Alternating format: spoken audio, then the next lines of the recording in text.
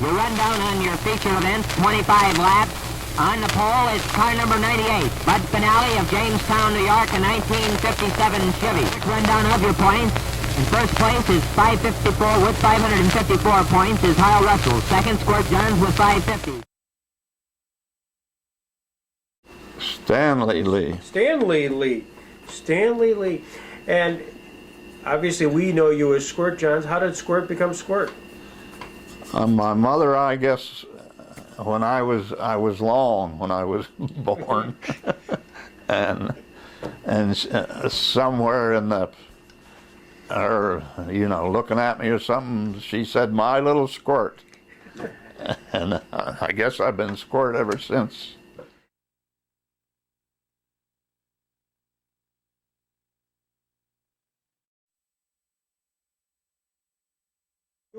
Something drew you from Skyline to Stateline. Your first time? Well, I could see, I think I seen it dying, Skyline. Yeah, and I think that's what it was. And maybe by then I'd heard about the purses were better over there, maybe something like that. I'm sure money would have made a difference.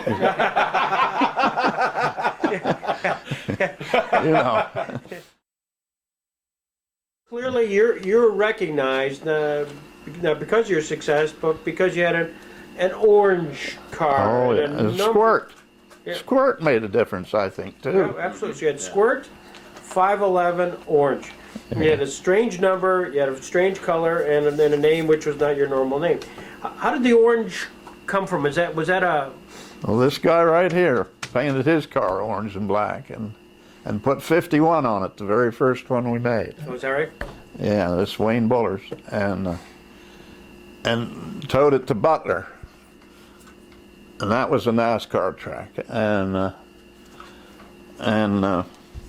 got there and there was a 51 there, Bunny Miller's car, and so we added the one, and that's how it became 511. I always liked Stateline, that you could get down, you could run the inside pretty good there. Or I could run the inside pretty good there. I'll tell you a good story about the inside at Stateline. Sure. Chub Frank, you guys all know him. But when he was a boy about that high, he used to run, of course his dad was a track preparer, and he used to run around driving one of them old jalopy cars to run the track in, and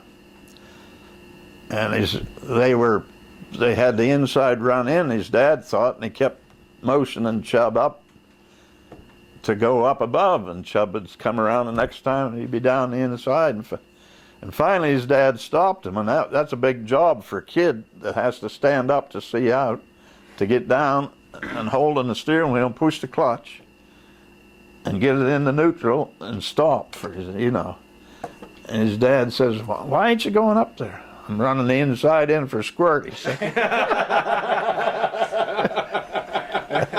So I always thought that was wonderful.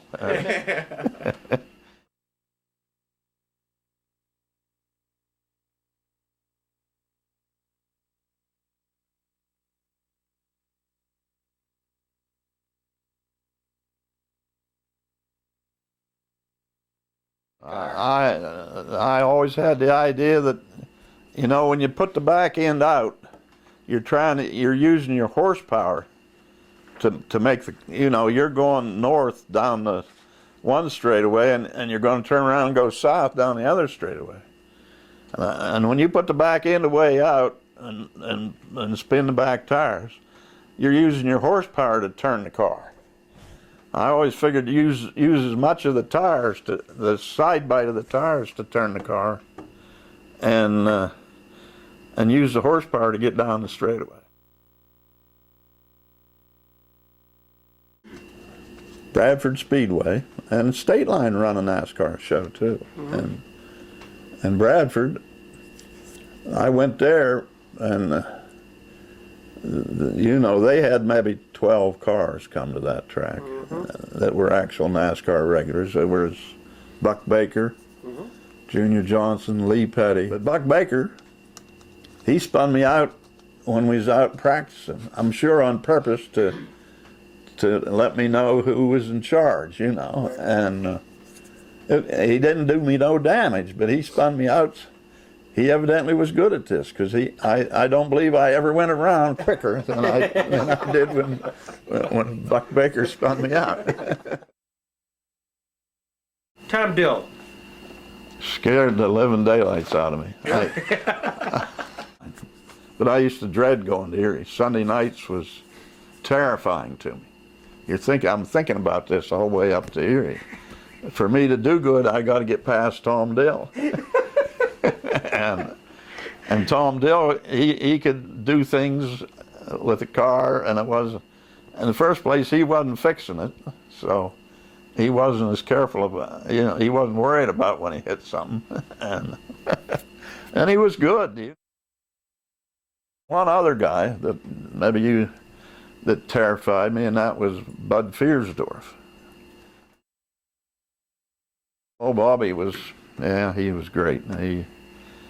I always thought he was the smartest racer there ever was, because he run onto one kind of a chassis, and on any car he built himself, from then on it was the same car, and he stuck with that. I didn't run against Dean very much, but I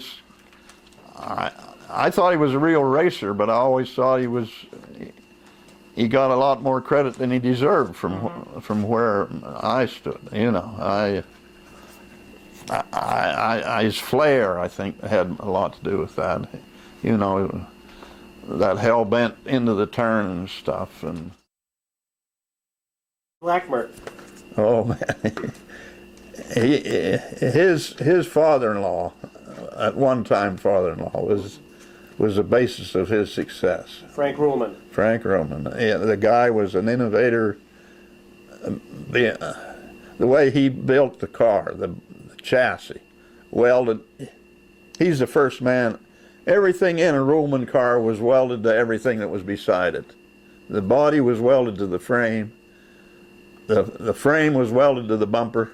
The bumper was welded to the fenders. This man must have burned up 10 million coat hangers. And gas welding is slow, and this was all done with gas. These cars were lighter and tougher because it was like a car made in one piece, because he made it all one piece. Blackmer could drive, and he could drive an underpowered car, wonderful, and get out there and put his foot in the mat and just hang on and steer. I remember Hal Russell.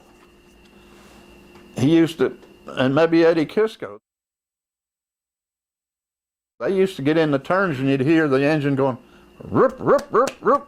Well, they're pumping on the gas. Now I guess that's a way of feather footing, but it ain't. I don't believe it's as effective as a steady. And then I noticed throttle linkages. Some of them, the foot feed only moves that far from nothing to wide open. So how are you going to feather foot a car like that?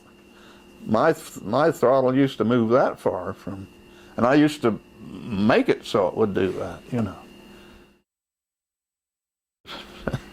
Skip was a cool guy. I just, he was a cool racer, a heady racer, I always thought, and sensible, and with me it was, he was not only cool that way, he was cool socially and all that stuff. Me, I was kind of a cool racer, but socially and stuff, I was an outcast. I always stayed and talked to the customers, the race fans that come to the pits.